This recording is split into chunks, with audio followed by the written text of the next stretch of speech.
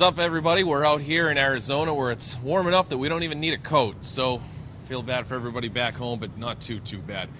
We are outside the media center here at Super Bowl 49. It was media day here Tuesday down here in Phoenix, and always the craziest day of the week. And today, I guess, tame by some standards, and maybe, you know what, by the things that we were enduring over the last week and a half or so, everything is sort of tame. But it was still an exercise in a lot, I guess. There are a lot of different adjectives we could use in that, but there were some newsy things that came out of this event here. And number one, Robert Kraft spoke again for the second day in a row, and after he hit the podium during the arrival news conference when the Patriots got to their team hotel on Monday, Kraft didn't take any questions, and he had a very strong 4-minute statement. He did take questions today and defended that statement.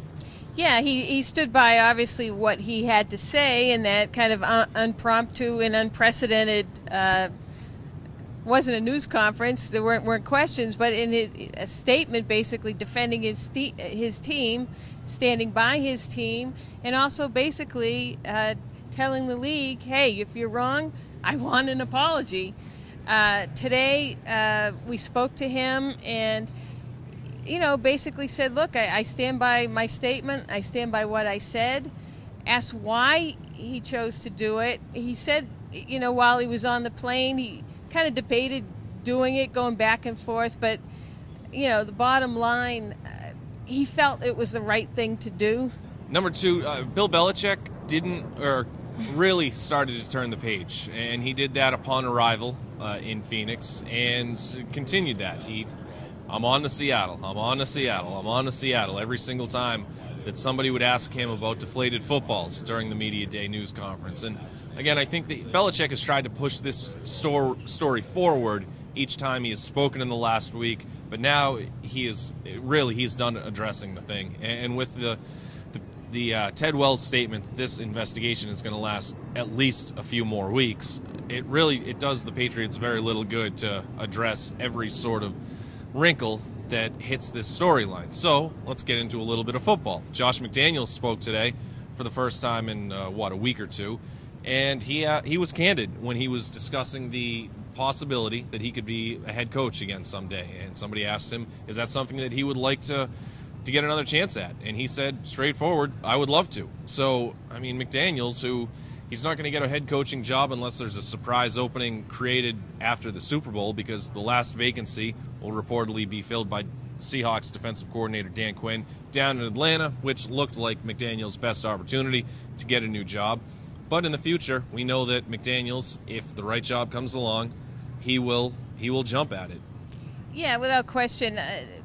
Getting back to Belichick, he's been actually politely deflecting questions, unlike in Foxborough, where you don't quite get a polite Belichick being appreciative of the question but wanting to move on. So his tact is a little bit different. And it's the same. It was the same with Kraft. The time now, they're here, they're ready for football, or they're hoping that the questions of football. And one thing I forgot to mention, that Kraft said that he thought the players thought this whole thing was a bunch of hogwash. So that was an important bullet point too. The players, it's tough to get a great gauge of how the players were reacting in a situation, in a stage like this, but I started to get the feel that this team really continues to seem unfazed by the controversy. If anything, like we've been saying pretty much since the story started, this is going to motivate them to play harder or just to play ticked off, to play angry, whatever. But I think the mood of the team, at least in the media situations, has continued to be loose, which, again, I think is a good sign for them, because they remain the same group of Patriots that we have grown to know all season long. Tom Brady did admit that at first he internalized the whole thing. It did bother him. It did affect him. But that was last week. Now he's kind of moved past that phase of it, and it's all about preparation. It's all about the Seattle Seahawks. And so everyone right now, at least the front they're trying to present, is a united one. Everyone's in the same place, and that's about winning the Super Bowl.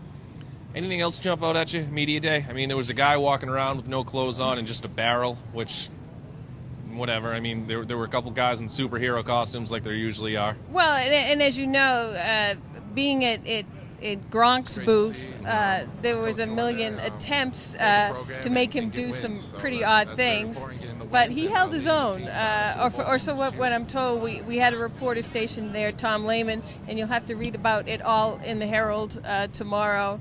But of course, he was asked in so many different ways to do so many wacky, odd things. But I think Gronk held up very well. Yeah, he did. He did. Thanks to our friends over at Toucher and Rich, read an excerpt from his romance novel that was so delightfully dedicated in his honor. So I think that was a highlight of the day in a funny sort of way. But other than that, I didn't think Brandon Brown had provided any more bulletin board material either, because he had talked about going after his teammates' broken, hurt parts, and that wasn't very good. But I think he was on pretty good behavior today. So we'll see what tomorrow has in store. We'll be filming these videos every single day this week just to give you a sort of an idea of what the atmosphere, the situations are like down here as the Patriots continue to prepare for Super Bowl 49. You can follow all of our work on BostonHerald.com, in the newspaper, and on the Blitz blog.